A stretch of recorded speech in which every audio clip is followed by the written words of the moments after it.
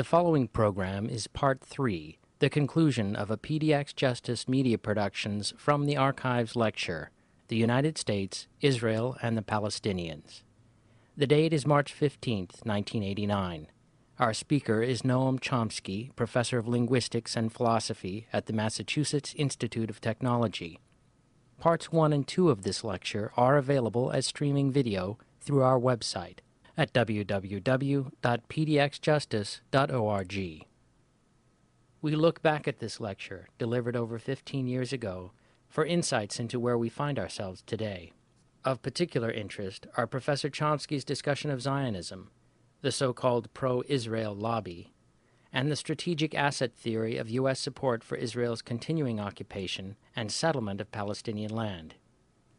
This entire lecture will be broadcast in 3 one-hour programs. The first program, Part 1, included most of the lecture. The second program, Part 2, concluded the lecture and covered most of the question and answer session from Professor Chomsky's presentation.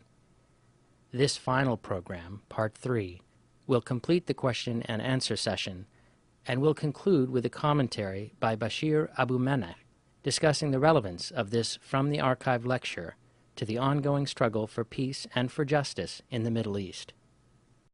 And now, Part 3 of Professor Chomsky's presentation, The United States, Israel, and the Palestinians, a lecture from the Archives, March 15, 1989. The lecture was delivered at the Wisconsin Union Theater on the Madison campus of the University of Wisconsin.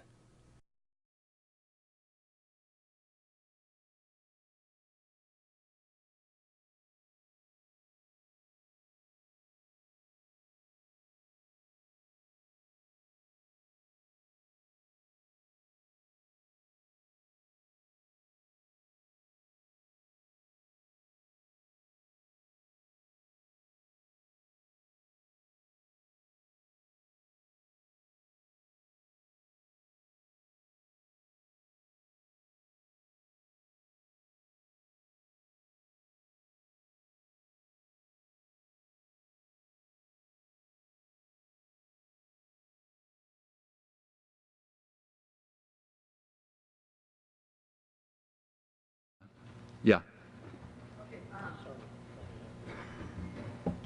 Okay. I would question your thesis that the United States' support for Israel has mainly been due to U.S. interests. And, for instance, Israel really has no oil resources to speak of. And as an example of what I'm talking about, I take the Soviet Union, and that the Soviet Union in 1948 supported the partition of Israel and Palestine, and then a few years later they decided that it would be more strategic to be on the side of 19 Arab countries than on the side of Israel. So they had more support for the Arab side. And I would pose as an alternative thesis that at least in the United States Congress, the Israeli and the Jewish lobbies have been primarily responsible for the extent of U.S. support of Israel. Mm-hmm. Well, I mean, I think there's a factual question there, which is not trivial to answer. As for the Soviet support of Israel, remember that the Soviet Union has always accepted a political settlement. They have always been right at the core of the international consensus. They have always taken the position that there should be a political settlement on the pre-June '67 borders, which recognizes the right of Israel to live in peace and security with secure and recognized boundaries. As far as I'm aware, there's never been any deviation from that in Soviet policy. True, they have supported the Arab states, and they've done it for cynical reasons, and all kind of awful things. But the fact of the matter is they have supported that settlement, and when the international consensus shifted, they shifted along with it. As for Israel having no oil, that's of course correct, but I don't think that's the issue. The issue was, could it serve as a strategic asset, as Henry Kissinger and Henry Jackson and others openly stated, and as U.S. policy developed. Now, you point out that the Jewish lobby had a big influence, and I agree. In fact, I sort of alluded to that, but in another form. I didn't refer to the Jewish lobby, but to the fact that there has been the articulate, educated part of the community has been overwhelmingly rejectionist since 1967. Not before that. Before 1967, most of the community, including even most of the Jewish community, didn't care very much about the issue. There was a big turn in 1967 after the Israeli victory. We can ask why, but there's no doubt that it happened. And since that time, there's been a tremendous domestic lobby pressing for a rejectionist approach, for stalemate. Now, it includes what's called the Jewish lobby, but it is by no means restricted to it. It includes, as I said, Christian fundamentalists, who are a big force in the United States, and many of them are very anti-Semitic. It includes the top labor bureaucracy, which is part of it's Jewish, but not all. And it includes elements of the Pentagon, which are not Jewish at all. You know, they just like what the services that Israel performs. It includes lots of so-called neoconservative intellectuals who are not Jewish. They just happen to believe in, you know, the utility of violence and controlling the world, and this is a violent element, so it can do it for us. There's all kinds of elements that enter. And I agree that they have, my own feeling is they've had a swing effect, that there was a conflict between elites. And maybe, I don't know how much we disagree, but my view at least is that that conflict could have gone either way. And it went the way it did because of the strong, very articulate and organized domestic support, which was also extremely ugly and succeeded literally in intimidating most opposition, so people were afraid to open their mouths. That part I agree with, but I don't really think it was a Jewish lobby, to tell you the truth. Furthermore, I think, see, you can sort of test this, I think. See, I think that idea is based on a pluralist conception, which is not accurate. Ethnic lobbies can have effects, but only if they support a position which is supported by real power. And if you look at the history, you can see that. The effectiveness of the Jewish lobby, so-called, has varied depending on what U.S. policy is. So, for example, in 1956, when Israel attacked Egypt and conquered the Sinai, the United States was strongly opposed to that. Not because the United States had any opposition to Israel conquering the Sinai. When they did it in 1967, we supported it. The problem was that in 1956, they did it with the wrong allies. They did it together with our enemies, France and Britain, whom we had just expelled from the Middle East, so we could take over. And then Israel, France, and Britain came back together and invaded Egypt, and we were opposed to that. In fact, there was a point where we came rather close to going to war to stop our so-called allies from continuing with that. We threatened them, forced them to withdraw, and the U.S. government forced Israel to withdraw. All of that was done just prior to an American election, when you're supposed to be super politically sensitive, and nobody cared. It was just too important. And the effect of the Jewish lobby was virtually zero. They were just in conflict with real power, and therefore they disappeared. The same thing just happened in connection with this dialogue with the PLO. Up until December 14th, you look at the Jewish lobby, so-called, the presidents of the Jewish organizations and so on, they were militantly opposed to any dialogue with the PLO. You go to December 16th, they were all mostly in favor of it, saying very statesmanlike move on the part of our friend George Shultz and so on and so forth. U.S. policy shifted, so did the Jewish lobby. In fact, if you want my prediction, it's this. If U.S. policy actually turns against Israel, as it could, because I think it's, like the policy of any great power, totally cynical. If it does, what you're going to find is the Jewish lobby and the great articulate spokesmen who are sort of screaming about their love for Israel, they'll mostly be either hiding in the woodwork or supporting the new policy. And the people who are defending Israel will be people like me, who are opposed to the policy now and will be opposed to it then. That's what I would predict will happen.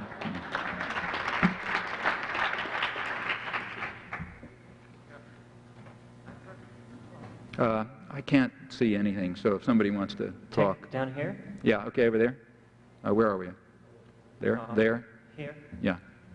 Okay, I'm going to bring up the viability question. It's part of the idea that it's not so facile to solve the administration.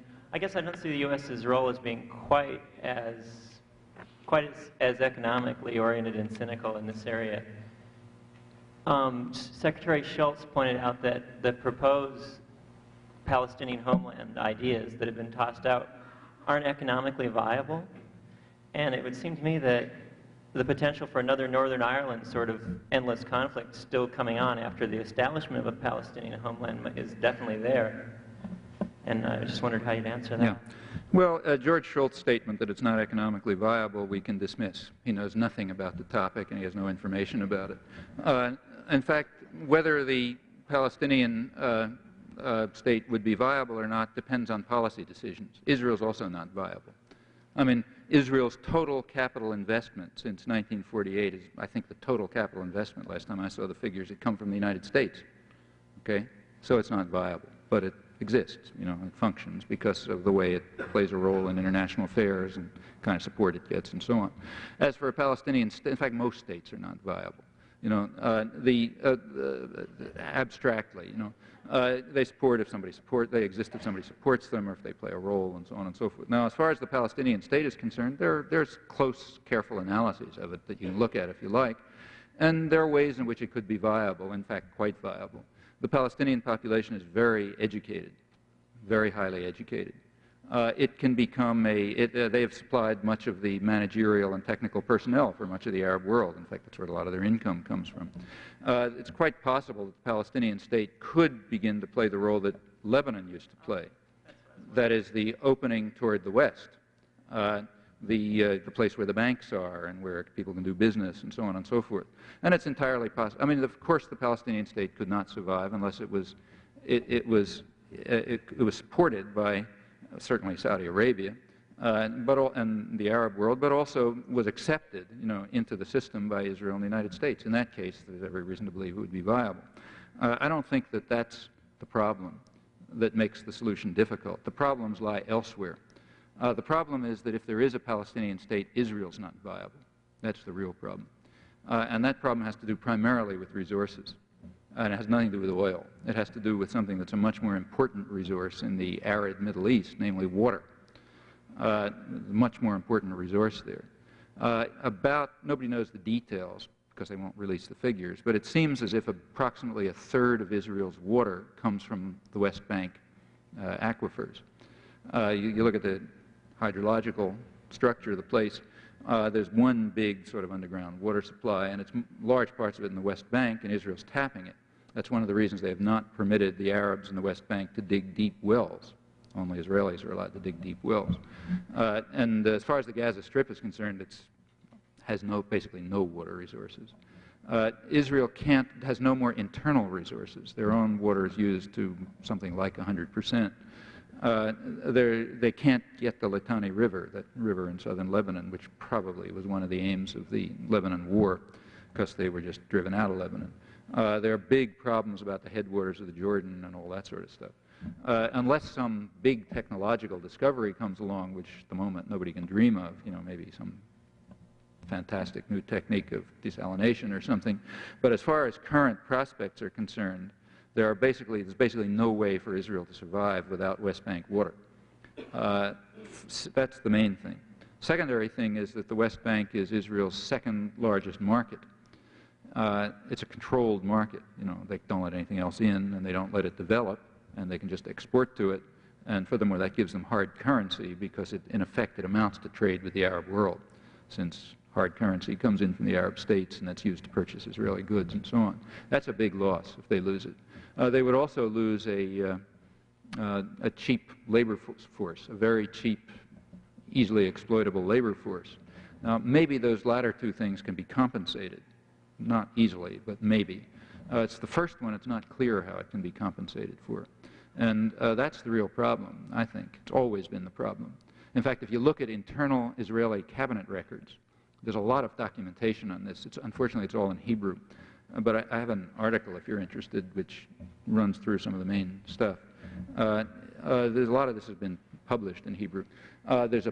We have almost a day-to-day record of Israeli cabinet meetings from '67 through, I forget when it ends, sometime late '70s, you know, roughly that. And they never raise any security problem. They barely talk about security. They don't even think of it as a problem, but they do talk about water.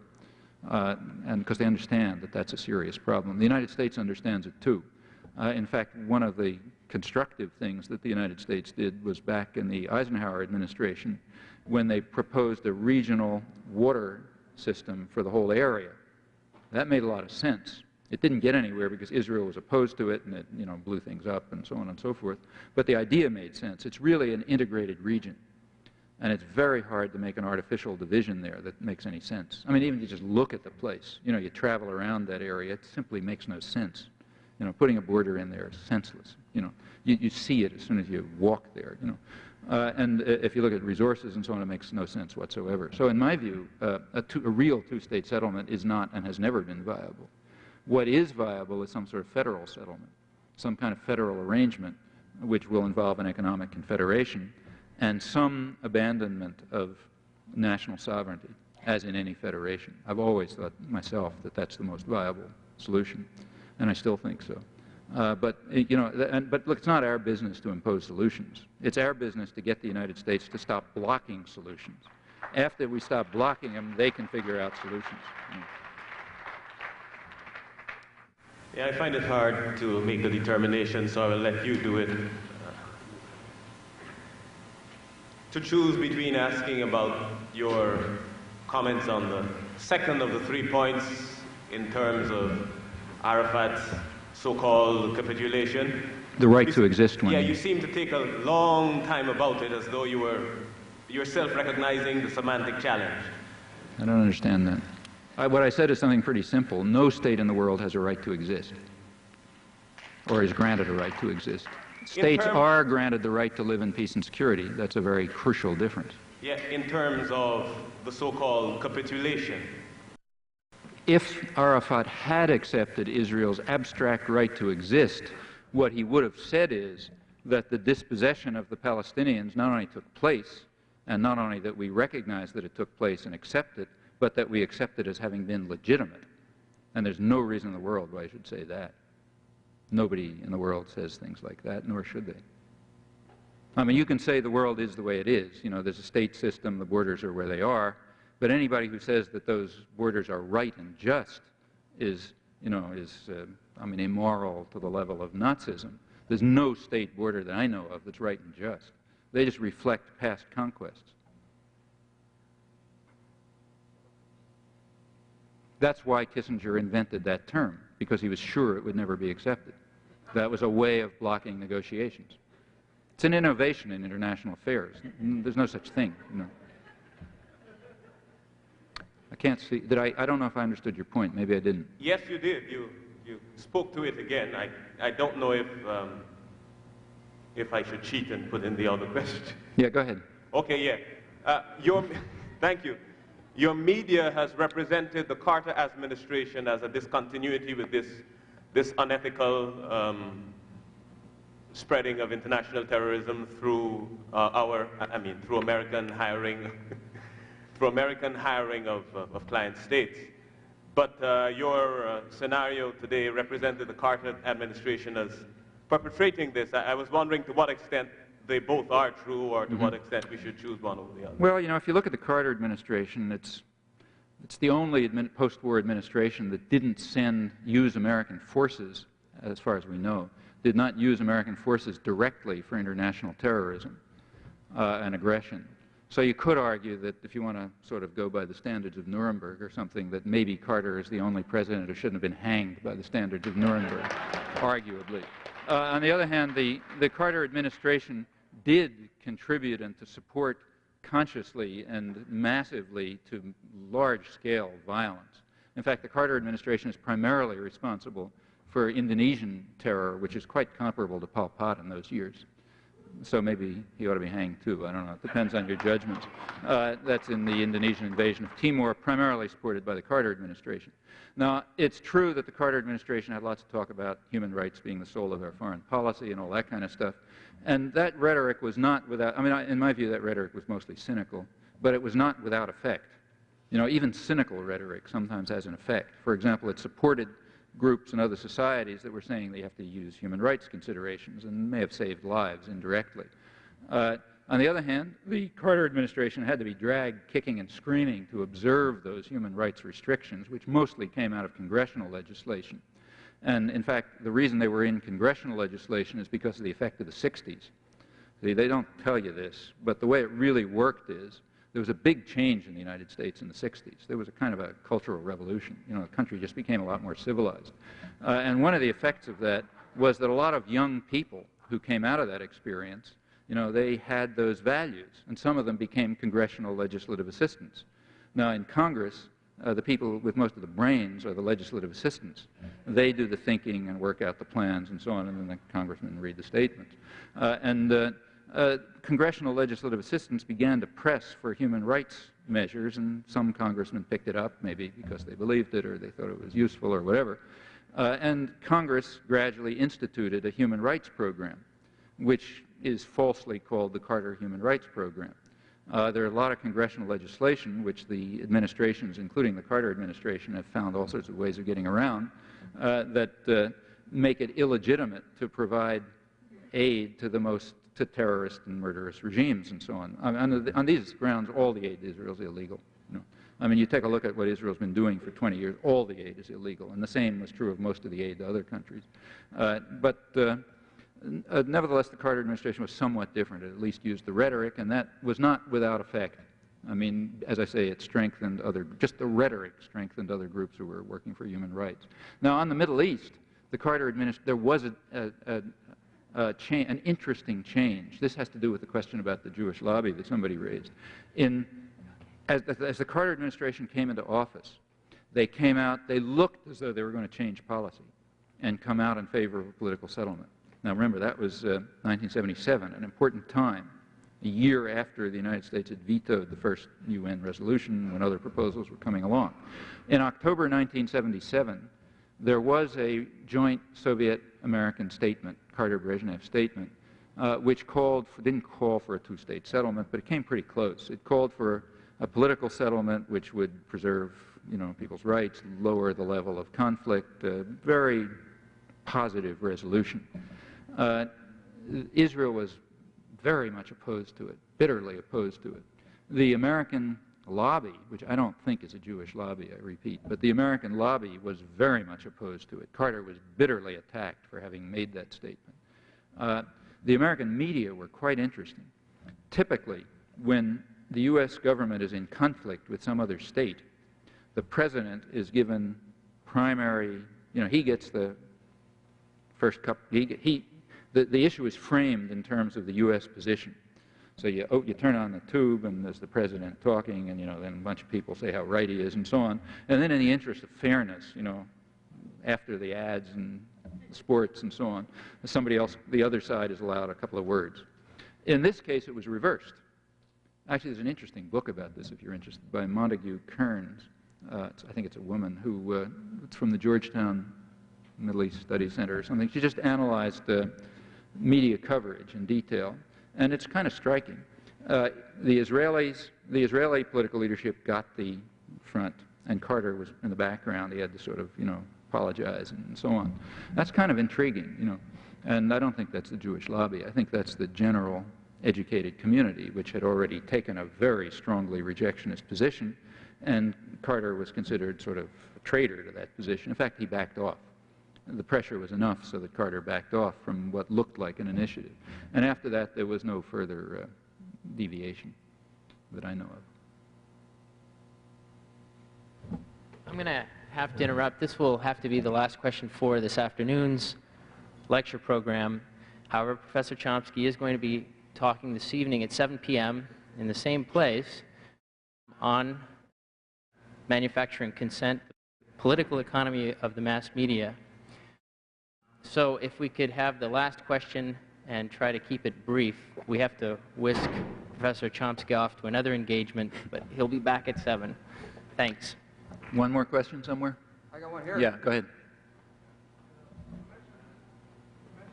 The uprising, the Intifada, was not started by the PLO, and they were even surprised by it, and they probably cannot even stop it. But what do you think of the PLO's role in sustaining the Intifada? I think, well, you know, this is a tricky business, but as far as I can make out, in part from the documentation, in part from having been there and traveled around the villages and talking to organizers and so on, my impression is that I think first of all, I think the Intifada is misdescribed. It's not a matter of people throwing stones. There's a major social revolution going on there. I mean, there's a real social revolution taking place in Palestinian society. The remnants of the feudal structures are being overcome. I mean, relations between men and women are changing, you know, between young and old are changing. The whole business is just changing radically.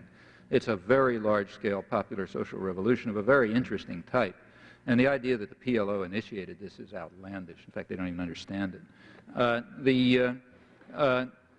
What the PLO role is trying to capitalize on it as best they can.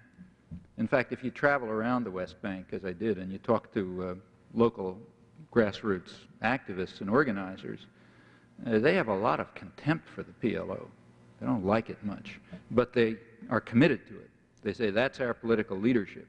We may not like it, they may be corrupt, they may be stupid or whatever, but if you want to have a political settlement, you talk to those guys. Meanwhile, we'll carry out our social revolution here. If there ever is a political settlement, my own guess is there's going to be a real conflict between the PLO bureaucracy and the domestic population in the occupied territories. That's my strong suspicion. But I suspect that the PLO doesn't know very much about what's going on. In fact, to tell you the honest truth, I also had the feeling that the Palestinian intellectuals in the cities in the West Bank didn't have much of an idea what was going on. Now, that's not a deep impression. It's a relatively superficial impression, but it's the one I got from being there. And if it's true, it wouldn't surprise me very much.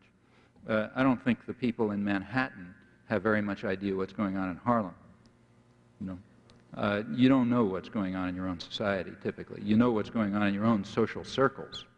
But in any class-ridden, you know, sex-ridden, etc. society, most people don't know what's going on. They have all sorts of misconceptions based on the, you know, power and hierarchy and so on. What's going on in the villages is what it is, and I suspect that the Palestinian intellectuals in the cities, for the most part, don't know what it is. And I don't think the Israeli intelligence has any idea what it is. There are a few Israeli writers. There's one woman named Shulamit Har-Even, a very good novelist, incidentally. Some of her novels are translated in English, but she's been following it closely. She speaks Arabic, she goes to the villages, talks to people. She's written a lot of stuff in the Hebrew press, and in fact, if you want a recent article of hers was just translated into English. It's a good article. It appears in a kind of dovish journal called New Outlook, which I suspect the library probably has. It's in either the latest issue or the next to latest issue. And it's a translation of an article, one of the several articles of hers in which she describes what you see in the villages when you go. And I think her perception is very accurate. It's exactly what I saw at less depth than she does. And I think, you know, like in a lot of social revolutions, I think people don't understand it who look from the outside or who look from the elite point of view and so on. That's been true throughout history, and I think it's true here.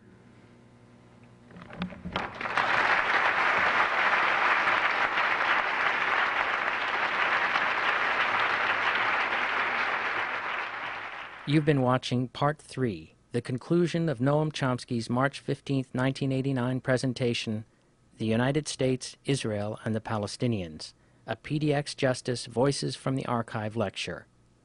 In a moment, we'll turn to a commentary on the lecture by Professor Bashir Abu Meneh. Our speaker is Noam Chomsky, Professor of Linguistics and Philosophy at the Massachusetts Institute of Technology.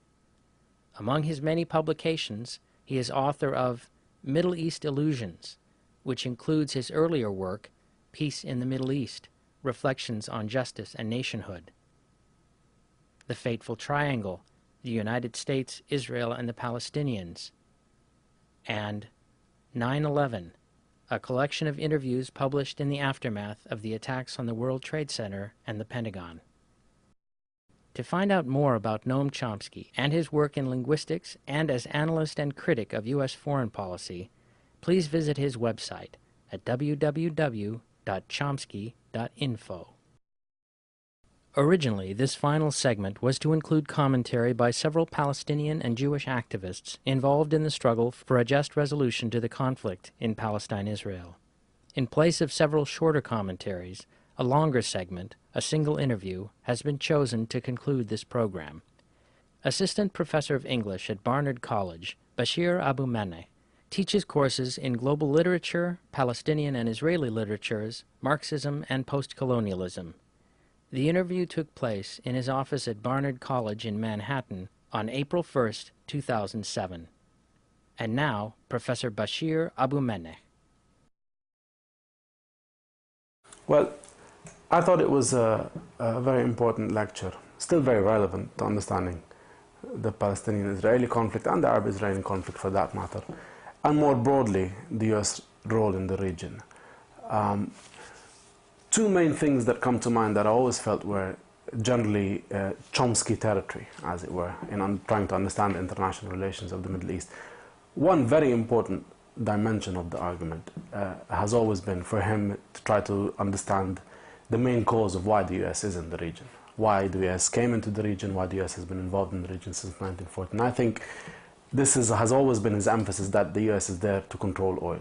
Not to control oil because it needs it, but to control oil because it, using that, tries to determine the policies and the accumulation strategies of its allies, Japan and Europe. So that has been there and constant since the 1940s.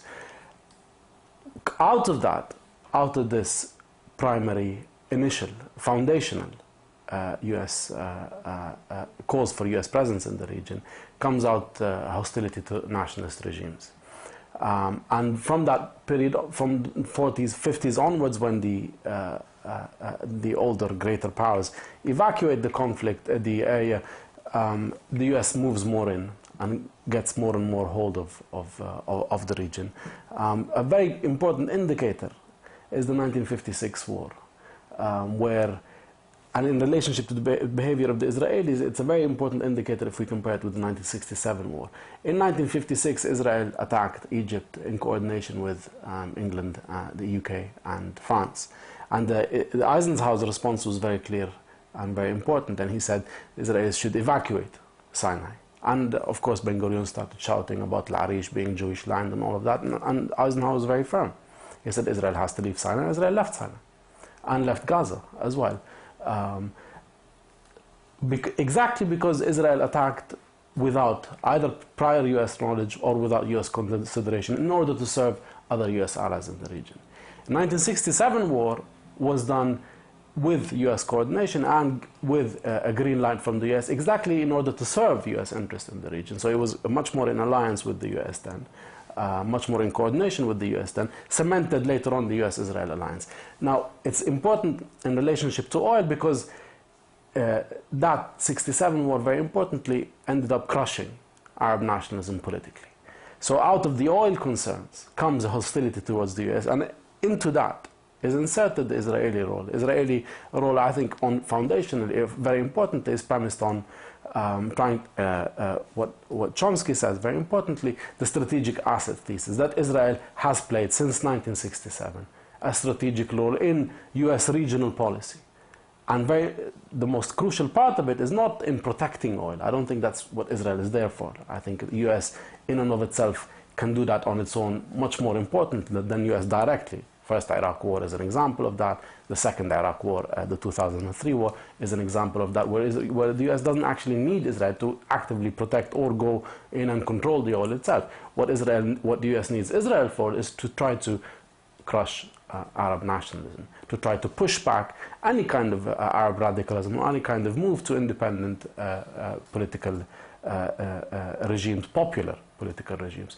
So to keep the Arabs ruled by maintain authoritarian elite rulership over the Arabs, which was very, very amenable for U.S. primacy in the region.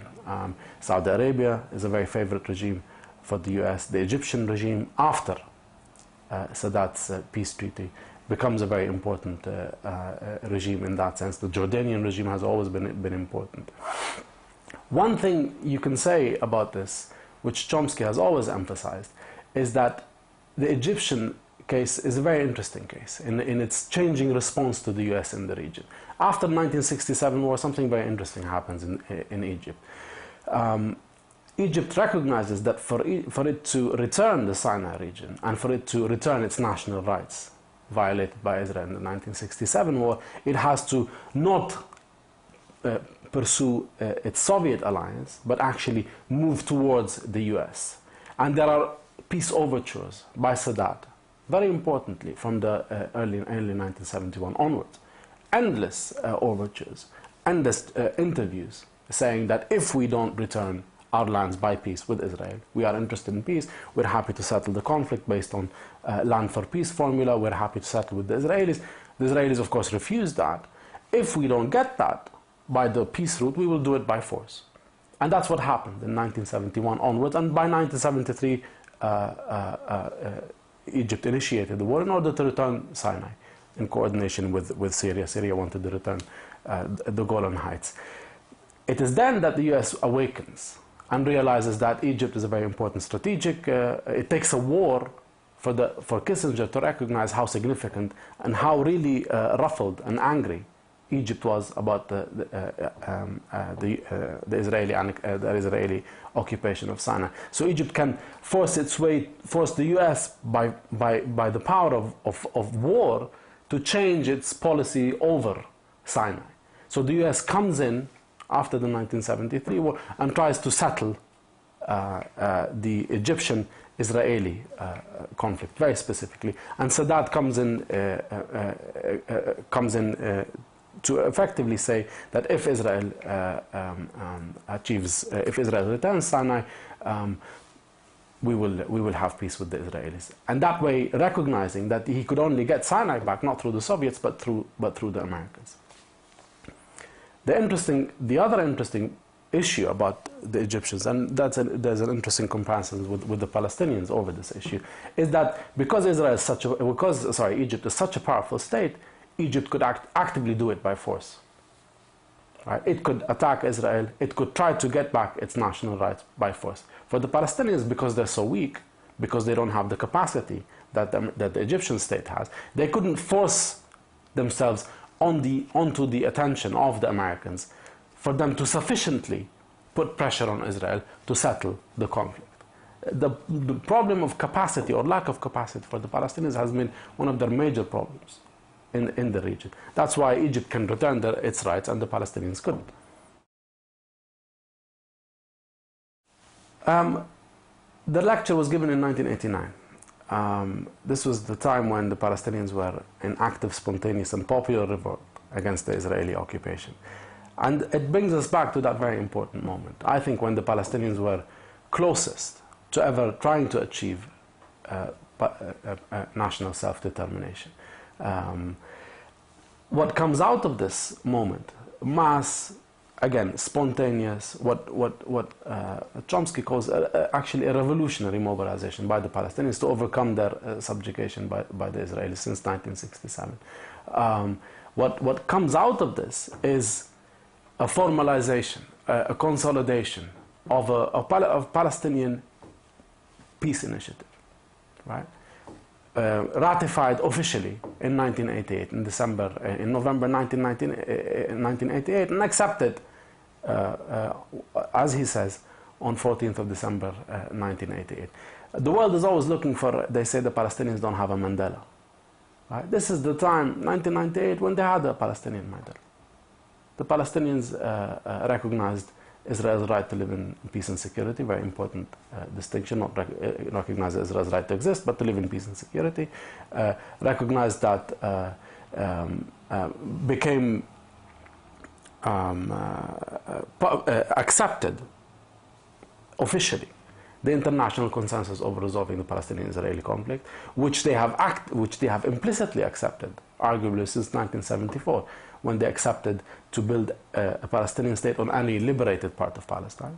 This was ratified again in 1998. So the parameters, had the US been interested, and had the Israelis been interested, the parameters for settling or beginning to settle the Palestinian-Israeli conflict were there.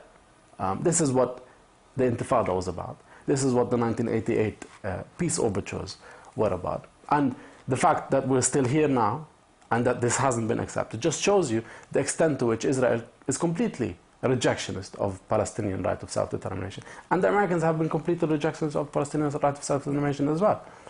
This is the significant point at which the conflict could have been over effectively. We're talking 20 years ago, if not before. If only for the fact that Israel and the US don't want it to be over. And that this is another important Chomsky emphasis, and that they are the exception in the world they have always been the two most important countries who rejected the international consensus over the resolution of the Israeli-Palestinian conflict. So they're outside of the international consensus. Most people in the US believe in that consensus. Most people actually in Israel arguably believe that you can only achieve peace with the Palestinians if you return all of the West Bank and Gaza. A significant part of Israelis believe that you have to settle the Palestinian-Israeli conflict. In Gaza, certainly, and in the West Bank, less of a majority, but nonetheless a very significant part of Israelis believe that you have to settle the Palestinian-Israeli conflict by evacuating all the settlements, which are perceived to be illegal. This is what the international consensus didn't want to. Now, because the Palestinians were weak in terms of capacity, even important point in 1988 and 1989, when peace could have been achieved, again, but wasn't because Israel didn't want to. And the US didn't want to. Now, because the Palestinians were weak in terms of capacity, even their revolt couldn't achieve what a powerful state like Egypt did in 1973. Right? What Chomsky talks about is that the US had to adjust its policies, its consistent strain of rejecting Palestinian national determination by having a dialogue with Arafat. So you have Palestinian Mandela coming into shape in 1988, and the American concession is only to have a dialogue with the Palestinians. Right? That's a very important difference with the South African case. Right? Where the South African case, there was a Mandela, and that generated a completely different set of political outcomes. In the Palestinian case, the Palestinians have always, at least since the mid-70s, that has been the Fatah strain, been interested in settling with the Israelis by having a Palestinian state in the West Bank and Gaza, ending the occupation, and beginning to resolve the Palestinian question. It's just the Israelis didn't want that. The Israelis continued to hold on to the West Bank and Gaza, continued to build settlement, continued having a Palestinian state in the West Bank and Gaza. And this has always been having a Palestinian state in the West Bank and Gaza. And this has always been the impediment for peace. So Chomsky has always recognized that, and this is very important, and has always, I think a majority of Americans understand that this is what the parameters of the beginning of a just resolution of the Palestinian-Israeli question is about. It's just that the American elites and their cheerleaders in the media don't. That has always been the problem. That has always been why the Palestinian question seems so difficult to talk about in the US, and why the Palestinian question has been completely mystified in the US, talking about either Palestinians as a bunch of terrorists, or either invoking notions of the ancient hatreds between the Jews and the Muslims. These are simply irresolvable. This is just complete nonsense. The conflict is resolvable. It's just that Israel and the US don't want to resolve it, because the Palestinians are too weak enough to enforce a resolution on them.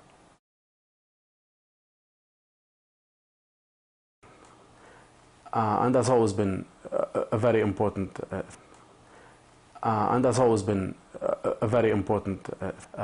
amongst pre-war priested or sometimes thinks back to very important humanist, he calls it humanist, somewhat binationalist stand amongst pre-war, pre-1948 Jewish issue.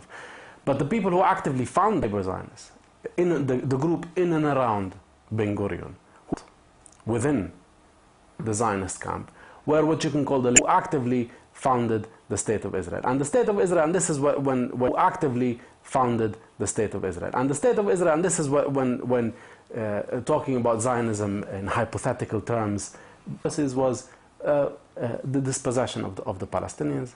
They talk about what Zionism meant in terms of policies. What Zionism meant in terms of policies, and what's very unique about Israel and Zionism as a foundation of the State of Israel involved the end of Palestinian society, effectively. A complete denial of Palestinian self-determination. And what's very unique about Israel and Zionism as a settler colonial ideology is, unlike the South African case, where the South Africans sought to exploit the natives, the Zionists sought to completely dispense with them. They were completely, they sought to expel them. So natives have no place within the structure of the new entity that comes into place with the settler colonial project taking.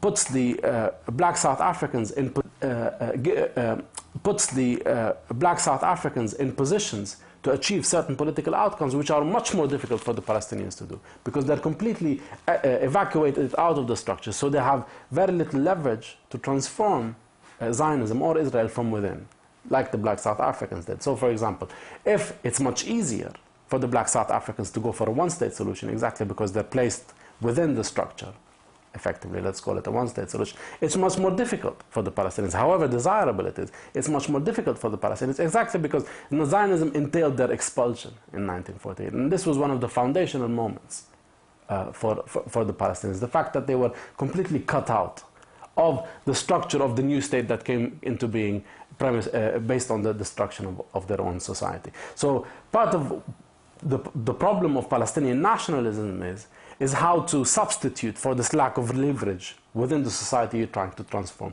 What can the Palestinians do to gain the power and capacity, right? Very importantly, to transform the situation? It's a much more difficult national struggle, I think. It's a much more difficult national struggle, I think. And the Palestinians have dealt with a much more uncompromising enemy in the form of the Zionists than the black South Africans ended up doing. Facing, I think. So the situation on the ground today, arguably, if we want to keep very briefly to this comparison with South Africa, is much worse than what the South Africans experienced in South Africa before. Exactly because of this foundational difference between the two kinds of settler colonialisms. Now, the other dimension of this Zionism, which was very important, the Zionism that founded the state, was that it was Zionism based on labor movements.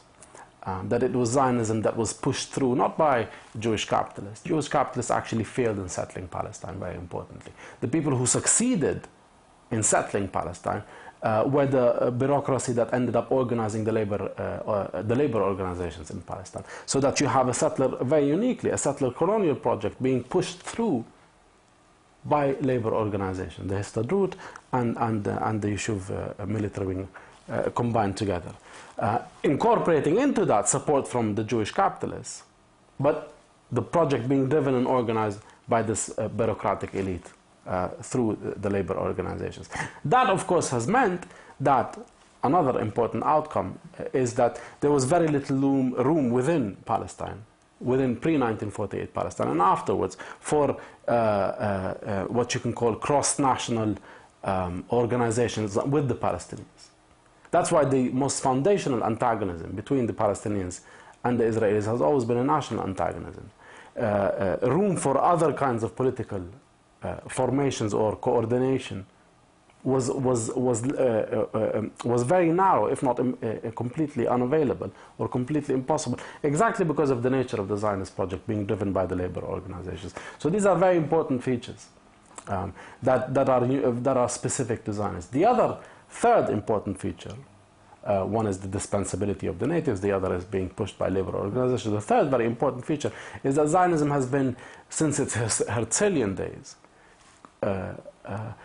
constitutively allowed a state, a Jewish state in Palestine, without the support, a Jewish state in Palestine, without the support subsidy of the British. You couldn't have had, arguably, I think, an imperial support and sponsorship. Right? That's another important feature of Zionism, without American support and subsidy for that. So that the Zionist project in foundation and in expansion is premised on Western support and imperial support and sponsorship. Right? That's another important feature of Zionism, another important feature of the State of Israel. Right? These are things that mark it off as a settler colonialism than from other kinds of settler colonialism. Now, I think about this project, if we look at it in more about this project, if we look at it in a broader historical perspective, is that the exclusion of the Palestinian natives was attenuated. There was a partial exception to that in the period from 1967 to 1987 in the areas of the West Bank and Gaza, where effectively Israel behaved like an imperial exploitative power, thought to exploit the Palestinian cheap labor. And they were brought into the Israeli market on a migratory daily basis. They were never allowed to stay inside Israel, but they were brought in unexploited. So when the Intifada happened, exactly because the Palestinians were allowed to. So when the Intifada happened, exactly because the Palestinians were allowed to inside Israel, exactly because they were the cheap labor of Israel, Israel was very much shaken by the Intifada. It gave them a lot more political leverage when they decided to revolt, their presence within the economy. And what people like Rabin instituted in 1991, and that was officially on the books from March. Partial exception to Zionist dispensability of the natives. Partial exception to Zionist dispensability of the natives, being constitutive to Zionism, was ended. And what was brought back in is cutting out of the Palestinians completely from any kind of relationship within the Israeli Zionist structures, labor structures, and other kinds of economic structures, and so forth. That effectively means that from 1993 onwards, the Palestinians, it's much more difficult for the Palestinians to put pressure, any kind of pressure on Israel. Much more difficult for the Palestinians to have any way of access to Israeli society. They were completely cut off, collectively punished. The policy of closure was instituted in 93 onwards. And the Palestinians were in a much weaker position than they were before the Intifada to try to transform Israel. The policy of closure was instituted as a result of the Intifada. This was that were instituted by Rabin to try to crush the Intifada. That were instituted by Rabin to try to crush the Intifada. And they became part of what the Oslo framework was about. So that the Oslo moment, actually, very importantly, Palestinian independence, and these are completely uncontroversial claims. Palestinian independence, and these are completely uncontroversial claims. No end of settlements, no end of occupations, no Palestinian state. A pretty clear understanding of what Oslo was about. No end of settlements, no end of occupations, no Palestinian state. But where it left the Palestinians, actually, is in a position much closer to Native Americans, where the population is completely dispensable for Israel, lies completely outside of its structures, and therefore extremely vulnerable to being cut off, cantonized, put in Palestinian townships, if you want to. Extremely vulnerable to being cut off, cantonized, put in Palestinian townships, if you want to call them townships. They're even much worse than townships. Put in closed off in zones that are circled around by the wall, so the Palestinians can simply stay there and effectively rot without having any kind of point of pressure, access, or trying to transform Israeli society. Includes part 3, the final part of the lecture program, The United States. Kinds of comparisons that come into mind, and I think Norman Finkelstein has been very important in raising that issue early on in the first Palestinian Intifada, was now that what the way things are heading for the Palestinians they're looking more and more like Native Americans. This concludes part 3, the final part of the lecture program, The United States, Israel, and the Palestinians. Parts 1 and 2 of this lecture are available as streaming video through our website at www.pdxjustice.org. You'll find broadcast dates for this and other programs on March 15, 1989. For more information about this and other PDX Justice Media Productions programs, please visit org. You'll find broadcast dates for this and other programs org. You'll find broadcast dates for this and other programs and links to additional resources for learning more about the conflict in Israel-Palestine. This program was produced by PDX Justice Media Productions. Thank you for watching, and thank you for supporting listener-sponsored radio, public access cable television, net neutrality, and all forms of grassroots democratic community media.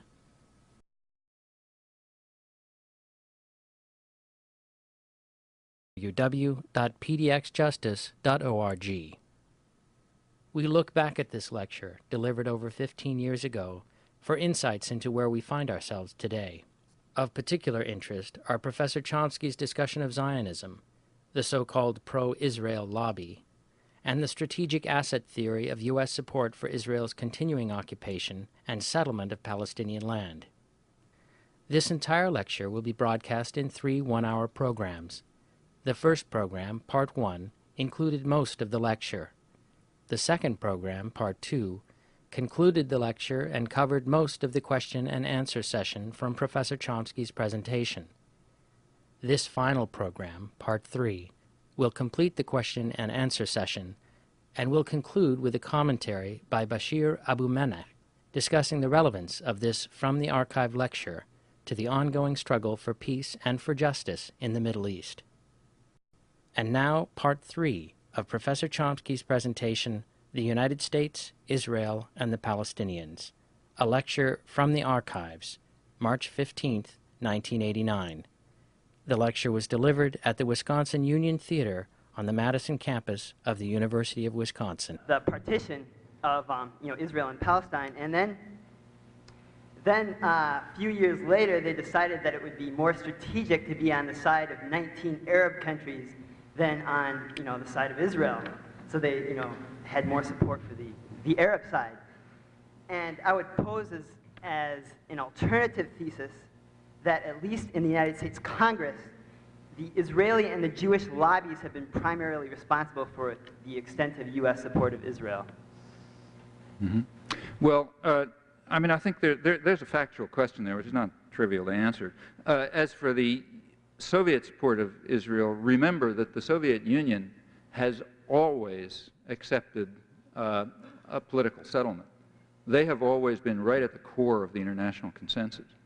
They have always taken the position that there should be a political settlement on the pre-June '67 borders, which recognizes the right of Israel to live in peace and security with secure and recognized boundaries.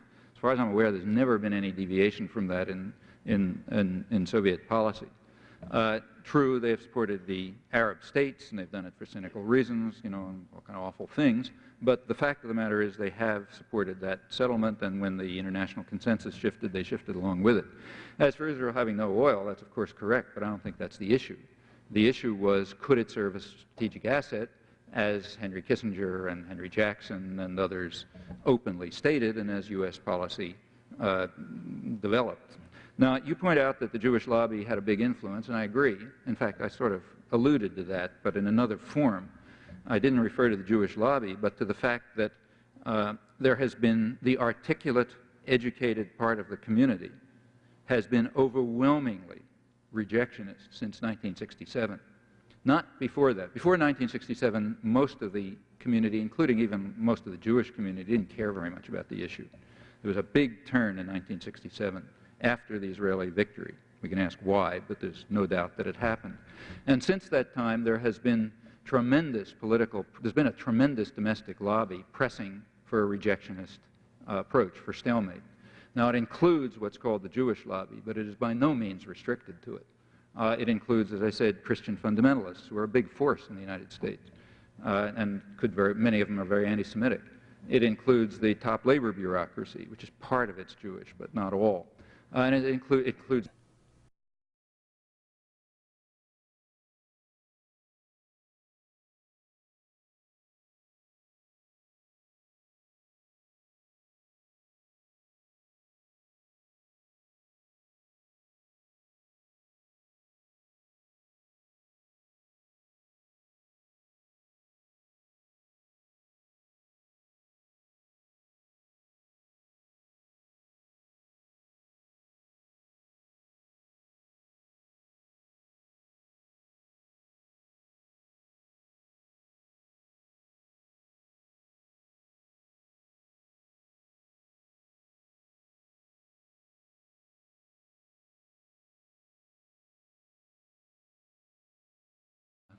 yeah.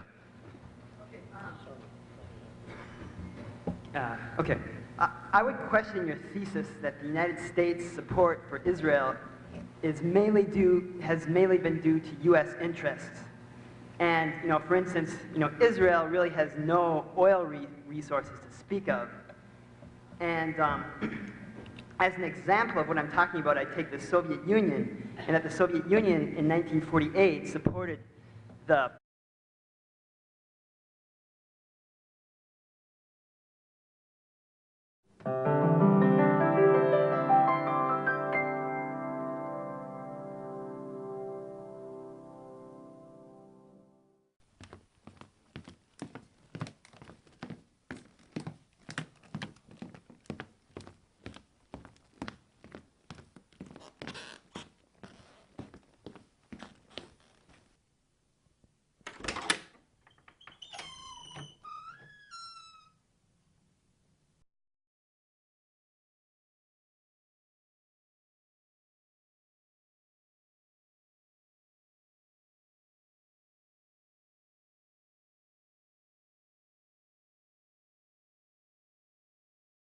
The following program is Part 3, the conclusion of a pdxjustice media productions from the Archives lecture, The United States, Israel, and the Palestinians. The date is March 15th, 1989. Our speaker is Noam Chomsky, Professor of Linguistics and Philosophy at the Massachusetts Institute of Technology. Parts 1 and 2 of this lecture are available as streaming video through our website at www